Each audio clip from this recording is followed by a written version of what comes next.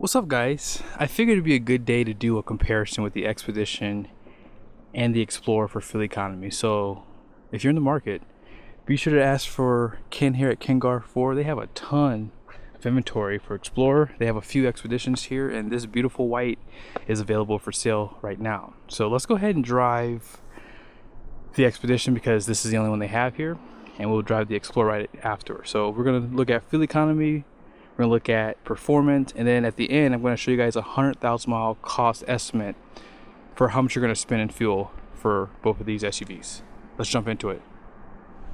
So I can't wait to jump right back into the Explorer, because I think the first thing you'll notice when you jump into this is how much taller it is. Now this thing is not cheap. This is over $80,000. That Ford Explorer is somewhere in the neighborhood of like 60,000, low 60s too. And I will venture to say, because there's a lot less inventory on these, it's going to be a challenge to get a big discount on this. They'll discount it probably, but some may not because of how popular these are. Off-road is in. I don't know why, it just is. Luxury is kind of like by the wayside, and I'm sure at some point it's going to come back. And the main reason why off-road, I like that, by the way, you see the side view with the camera, but the reason why off-road is so popular is because people like that cool off-road look, and off-road does typically ride better, right? So in some cases you can get a better ride with this because you have the 18-inch wheels, and these tires are probably the best one in this segment because they're general grabbers. They are studdable, so if you live up a really steep driveway, you can get these tires studded and have more grip going up very steep grades. A little bit of road noise, just a little bit, which I'm a little shocked by. Every tire's a little different, but these are really soft compound tires too. The steering feel feels good. There's not a lot of body roll. There is some there, but not a lot. I love the 2-spoke steering wheel.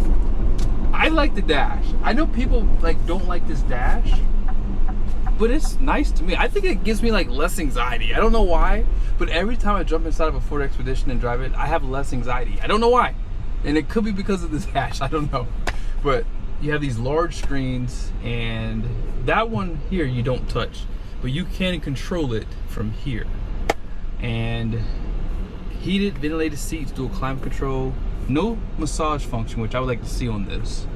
And of course, this does have a little bit taller ride height compared to the other Expeditions, but brake feel, by the way, was pretty good.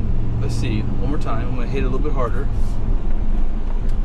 Oh yeah, not too touchy. And when you do press them, it definitely does get this thing stopping pretty quickly. Let's drive that Explorer. This jumping out of an Expedition to this Explorer is the sporty feeling that this has. That Ford Expedition reminds me of a yacht. This reminds me of a jet ski. I'm just being honest here, or a sport boat. Maybe not a jet ski, but I just feel like this is more nimble. I can see this fitting better in the garage for most people. I think that this is easier to park. This has 360 camera, and it has decent power. I cannot wait to show you guys the back-to-back for the 0 to 60. Like, I can't wait to see it, because I don't know, but you save like probably in the neighborhood of like $20,000 too. So keep that in mind. Twin panel roof, 7 passenger, just like that. Or is this? No, this is 6 passenger, because that's 2 in the 3rd row actually. And this thing, I forgot I was driving a off-road Explorer. Like, this thing handles good, feels good, there's no road noise. This has the Bridgestone tires, and they feel good. I don't hear any road noise. Like, the general grabber tires on the Expedition, is very possible that it could be a bad batch, because I've never heard road noise from general grabbers. I could be wrong though. Maybe because it's an SUV, maybe they're a little bit louder compared to the F-150. So maybe I'll have to drive those back to back at some point. Let's see, brake feel is, let's see. I gotta get up here a little bit. Let me just hit them. Oh yeah, I like these better. And it's a little bit lighter, right? This is a little bit lighter, so it's possible the brakes are just gonna feel better because of that too. But yeah, the ventilated seats, this has suede on the seats, and it has ventilated seats. Yes. These seats are smaller though. I can tell, like, that was the first thing I noticed getting in here. It's just a little bit tighter feel. I don't have anxiety, but I mean, I will say this feels a little bit more compacted. So if you're claustrophobic, I think the Expedition might be the way to go. I was just playing with the cruise control here. You can set it pretty easily. Also, let's see. This does have adaptive cruise control, so you can set the distance for that as well. Shows you the speed limit on this screen, although those things can go away in time, like once you've run out of the subscription. Sometimes they'll give you like a 30-day subscription for like the miles per hour, the navigation. I hate that about new cars. Like, I remember when navigation first came out, it was just a disc and you just had to think about updating the disc every so often. But yeah, now you have to pay for it. But this does have Apple CarPlay, Android Auto wirelessly, so you don't necessarily need it for this. I like it when we travel cross country because sometimes we get into some spots where it's really remote and the phone won't work. So this does have hands-free driving, it says too. Nice. I like that. I don't know if the Ford Explorer has it or if it's even available, but yeah, this is hands-free. You can keep your hands down on your lap. You just have to keep your head forward because you do have a monitor right here. But yeah, you guys can go ahead and check out that back there. You probably saw it on my last camera view. This is really big. Like, you'll notice jumping into the Explorer from this, you sit lower, it feels tighter. Like, I feel like you can really spread out. The seats are bigger. That's another nice feature about this. And I mean, you're just getting a little bit more for the money. I would feel more confident towing something with this compared to the Explorer. So if you're thinking about towing something, that's something to consider too. It has 360 camera, so if you're a little nervous about parking this thing, you do have those options too. Ladies and gentlemen, boys and girls, this does have Blue Cruise. Wow. And I will admit, I hate to say this, but it's really good too. It's really good. You obviously have to keep your eyes on the road. I mean, this thing has dual climate control, heated and ventilated seats, heated steering wheel. Here's a quick peek out back. I will say though, you can clearly see the size difference between both of these SUVs. Like, that's the first thing I noticed between these two, like the size difference. And you can't unsee it once you've seen it. I also do like this sportier steering wheel too.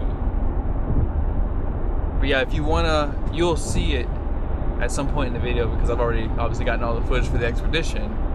But if you turn on the signal, it should actually switch lanes for you. But this is so much more comfortable in my opinion for some reason. I think it's a little bit more quieter and it feels a little softer than the Expedition, which I'm a little shocked by. I expected that to feel a little bit better for comfort, but this is definitely more comfortable. And it has hands-free driving. All right, let's see. If I put on the signal, oh, it does turn into the next lane. You don't have to do anything, man. This is scary. Let's see if I do the double tap. If I do the double tap, will it do it? Oh, it will do it. Oh my gosh. It actually keeps on the signal. Oh, this is awesome. Super cool. Here are the numbers for the Expedition. So this thing has a gross vehicle weight rating of 7,650 pounds, 1,325 pound payload capacity, and they say 36 PSI all the way around for the tires. For the Explorer, the gross vehicle weight rating is going to be 6,010 pounds, and they're showing 1,000 pounds for payload, 35 PSI all the way around for the tires. I guess my audio cut out here, so I just have to do a voiceover, but this is pretty much the midpoint for the Ford Expedition. Exit 10 is going to be the exact same thing for the Ford Explorer. Now, once we get closer to the end here, you'll see where we are for the fuel economy. So we're at 16.1, driven about 8.5 miles. So let's go ahead and check out where we are for that Ford Explorer. I'm ashamed to say this. I came into this picking the Expedition, but now I'm a little torn because this is so much more comfortable. And these seats are smaller, but they're still supportive. They're not stiff. And that's a big deciding factor for some people too. 19.2. Now we're gonna go ahead and discuss the performance of these SUVs. I'm gonna talk about the horsepower and torque, and then you guys are gonna see the performance starting now. This Expedition does have the high output engine, which is good for 440 horsepower and 510 pound-feet of torque. All that power does go through a 10-speed transmission. Let's see how long it takes to get to 60 miles an hour. Here we go. 30.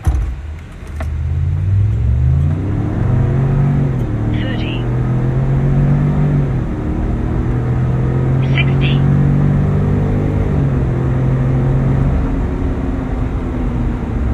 Now this Ford Explorer does have the 3-liter twin-turboed V6, good for 400 horsepower, 415 pound-feet of torque.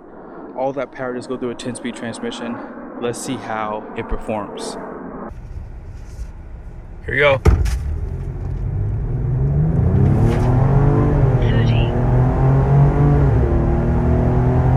60.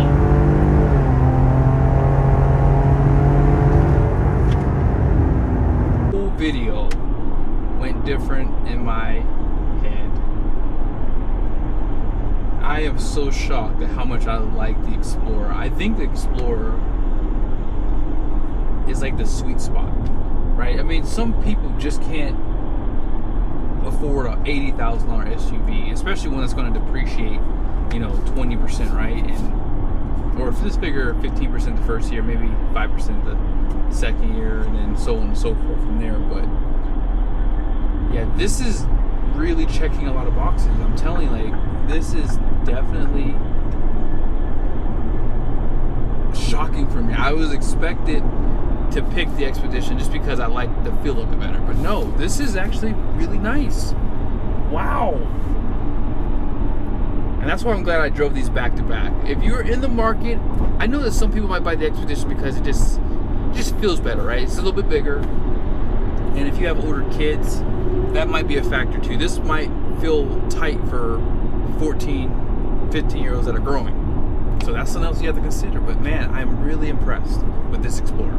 Really am. I need to put this up against the GM twins and maybe a Dodge Durango. We'll see. Or maybe the Jeep Grand Cherokee. That's a better one because it's right next door. So we'll have to pull keys to a Jeep Grand Cherokee. Not this Tremor package one, but we'll maybe pull a ST or a Platinum trim. We just got back. We're at 17.3 miles driven at 16.5 MPG. 20 minutes, and yeah, this does have the stop start with the hold function too. Let's go ahead and see where that Explorer is. 19.9 MPG, 1955 drive time, 17.3 miles driven. That is pretty dang good, guys. Wow. You don't need a PhD to see who won this one today. Obviously, again, if you're towing or if you just need a bigger SUV, the Expedition wins, but the Ford Explorer cleaned up today. I think that they should add a V8 to the Expedition though. I think that would really have changed things for me, because if I'm gonna get worse fuel economy, I'd rather just get the engine that I want. So with Blue Cruise equipment, 1 year plus 90-day plan, $495. This is $85,735 for that Ford Expedition. On the Explorer, it's saying if you get the Ultimate package, and maybe I need to do a video on this, it says here $63,360. So yeah, you're getting about the same features as you can on that Expedition, and you get better fuel economy. So highway 2217. So remember, 2217 versus 2215. So hope this video was helpful. If you would like for me to do a more detailed comparison, I was going to do that first, but I really want to drive these today. And now that I have that out of the way, maybe I should do a side-by-side to show you some of the features too. I've talked about a few, but there's a big price gap between these two SUVs. And so you are paying for some of that size, but when you see some of the features that you get with that Ultimate package, it might make sense to go for the Explorer. See you guys in the next video.